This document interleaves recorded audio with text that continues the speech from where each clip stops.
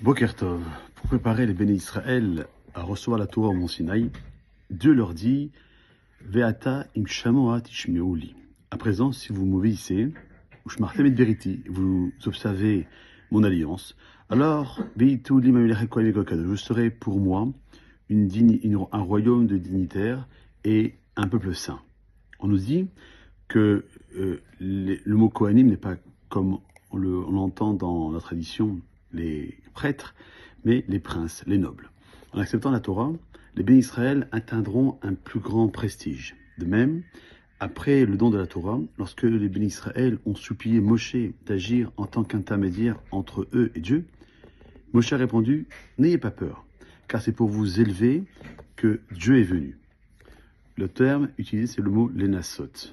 Que veut dire lénasot? Donc, c'est un terme désignant l'élévation, la grandeur. Après le don de la Torah nous dira, à la fin de la parasha des Yitro, 3 commandements. L'interdiction de fabriquer des dieux d'or, d'argent, qui concerne la fabrication des chérubins pour le temple portatif. Si le béni Israël fabrique des chérubins en argent ou des chérubins d'or, au lieu de 2, ils en font 4, alors Dieu considère cela comme de l'idolâtrie. Deuxième chose, lorsqu'on allait construire l'autel de pierre, il ne fallait pas le tailler. On explique que le métal, donc la lame, l'épée, raccourcit la vie de l'homme, alors que l'autel, le misbéar, lui, a pour but de prolonger la vie. Troisièmement, et c'est la dernière phrase de la paracha, ne monte pas sur l'autel par des marches, afin de ne pas y révéler ta nudité. On explique bien que le Kohanim portait de longues robes et que leur nudité n'était pas vraiment visible.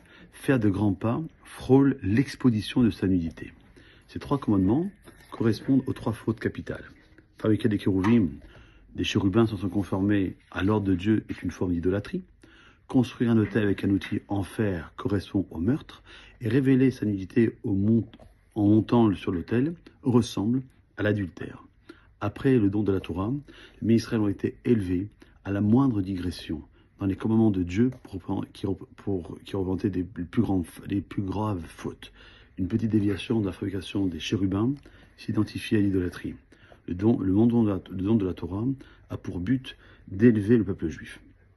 Notre but n'est pas de devenir meilleur, mais de devenir supérieur. Quand un homme s'élève et mène une existence plus haute et plus exaltée, alors les aspects insignifiants de la vie s'estompent, ce qui laisse la possibilité de se concentrer sur l'essentiel. Passez une bonne journée.